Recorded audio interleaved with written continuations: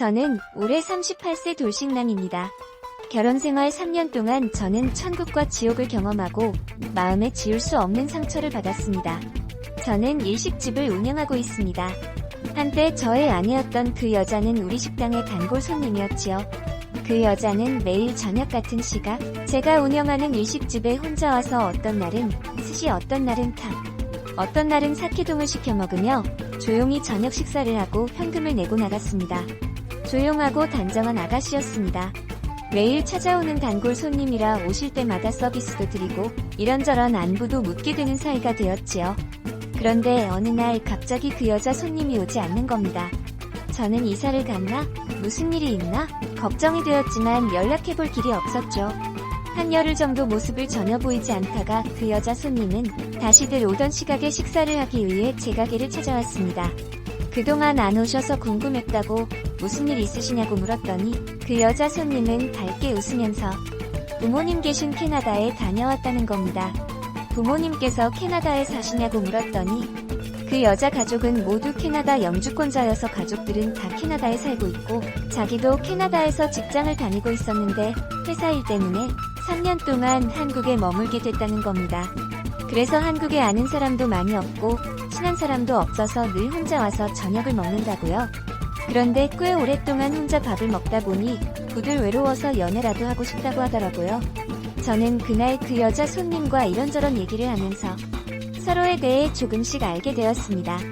저도 사귀던 여자와 헤어지고 외로웠던 터라 우리는 얼마 지나지 않아 가까워졌습니다. 그 여자 손님은 제가 살고 있는 집에도 자주 놀러왔고 그냥 가는 날보다 자고 가는 날이 많아지면서 우리는 자연스레 동거를 시작하게 됐습니다. 우리가 만난 지 9개월 만에 아이가 생겼습니다. 그 후 우리는 진지하게 미래에 대해 얘기를 나누었고 여자는 캐나다로 돌아가지 않고 아이를 낳아 나와 함께 한국에서 살고 싶다고 했습니다.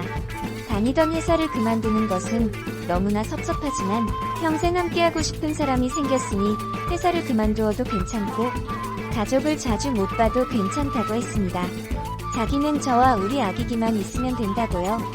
저는 그 마음이 너무 고마워서 이 여자에게 정말 잘해줘야겠다 다짐하고 또 다짐했죠. 그렇게 우리는 정식으로 혼인신고를 하고 부부가 되었습니다. 문 안에 배가 많이 불러오기 전에 우리는 급하게 결혼식을 올렸습니다.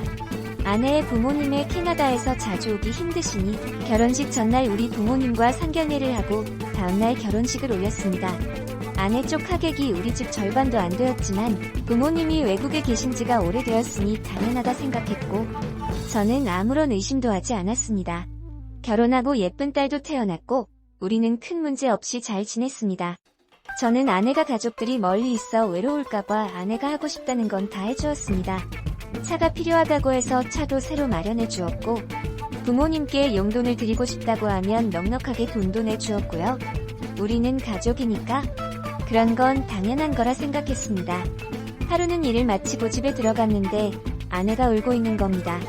왜 우냐고 물었더니 캐나다 계신 엄마 아빠가 너무나 보고 싶어서 눈물이 난다고 하더라고요. 그런데 부모님은 캐나다에서 가게를 하시니 한국으로 와서 오래 자리를 비울 수 없고 자기가 부모님을 보러 가려고 하니 애도 어리고 나도 여기서 가게를 하고 있어서 가자는 말을 못하겠다고 하더라고요. 제가 가게를 오래 못 비우는 건 맞습니다. 제가 직접 음식을 다 하니 제가 가게를 비우면 한동안 가게 문을 닫아야 되는데 하루 이틀도 아니고 문을 닫는 건 안 되겠더라고요. 그래서 아내한테 캐나다 부모님 보러 다녀오라고 했어요. 아이는 너무 어려서 오래 비행하면 힘드니 우리 엄마 아버지한테 맡겨두고 한 2주 정도 바람도 쓰고 캐나다에 있는 친구도 마음껏 만나고 다녀오라고 했죠. 그랬더니 아내는 너무 미안한 표정을 지으며 그래도 되겠냐며 너무 미안하고 고맙다고 저를 한참 안아줬습니다. 저는 당연하다며 당신에게 내가 못해줄 게 뭐가 있겠냐고 했죠. 그 후로도 자유롭게 지내다 애만 키우고 있기 스트레스 받는다고 하면 쇼핑도 하고 놀러도 다니라고 따로 사용할 수 있는 카드도 줬습니다. 카드값이 좀 많이 나오기는 했지만 어디 썼냐고 묻거나 하지 않았어요. 그냥 아내가 밝게 잘 지내면 그걸로 충분했으니까요. 우리가 부부가 된 지 3년이 지나고 평온해 보였던 우리의 결혼 생활은 완전히 뒤집히고 감당할 수 없는 쓰나미가 밀려왔습니다. 동생이 1년을 넘게 사귀던 여자와 결혼을 하기로 마음을 먹고 동생은 가족들에게 결혼할 여자를 소개시켜준다고 했습니다. 그래서 우리는 토요일 저녁 부모님 댁에 다 모였습니다. 모두 모여 동생이 오길 기다리고 있었고 잠시 후 동생과 결혼할 여자가 들어오자 화기애애했던 분위기는 완전히 얼어붙었습니다. 동생의 여자친구와 아내가 서로 얼굴을 마주치자 두 사람은 못 볼 거라도 본 사람처럼 너무 놀라며 얼굴이 일그러지더라고요.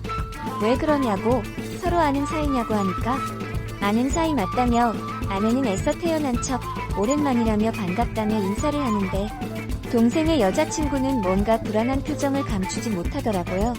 아내는 그런 자리가 불편했는지 먼저 일어나자고 했고 저는 아내와 아이를 데리고 일찍 나왔습니다. 그리고 아내한테 물었죠.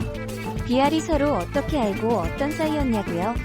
그랬더니 아내는 한국에서 회사 다니면서 알게 된 사이인데 서로 사이가 좀 안 좋았다며 별일은 아닌데 걔가 좀 예민하게 구는 것 같다고 하더라고요. 저는 그런가 보다 했죠. 그런데 며칠 뒤 동생이 얘기 좀 하자며 찾아왔더라고요. 저는 가게 문 일찍 닫고 동생과 술 한잔하면서 얘기를 시작했어요. 동생은 아내에 대한 얘기를 시작했고 얘기를 듣는 동안 저는 수도 없이 그게 무슨 미친 소리냐며 소리를 질렀습니다. 도저히 믿을 수 없는 얘기들이고 그게 정말 사실이라면 어떡하나 앞이 깜깜했습니다. 제가 알고 있던 내 아내 이름 석자 빼놓고는 전부 다 가짜였습니다. 심지어 이름도 고등학교 졸업하고 개명을 했더군요. 하나부터 열까지 모든 게 다 거짓이라 아내의 실체를 어디서부터 얘기해야 할지 모르겠네요. 아내와 동생이 결혼할 여자는 알고 보니 고등학교 동창이었습니다. 초등학교 때 부모님과 함께 캐나다로 갔다는 건 거짓말이었습니다. 아내는 고등학교 때 전교생이 다 아는 유명한 일진이었다고 하더군요. 몇 명 모여 다니며 가출하고 애를 물건 뺏고 돈 제때 안 가져오는 애들은 때리고 동영상 찍어서 돌려보고 악질 중에 악질이었더라고요. 동생과 결혼하겠다고 온 그 여자는 그때 당했던 아이들 중에 한 명이었던 겁니다. 일진들한테 심하게 당하고 학폭을 열었지만 잠깐 경고가 갔을 뿐 아무런 해결책이 되지 않았다고 합니다. 동생의 여자친구는 도저히 학교를 다닐 수 없어 이사를 하고 결국은 고등학교를 중퇴했다고 하더라고요. 그리고 검정고시를 봐서 대학에 갔다고 합니다.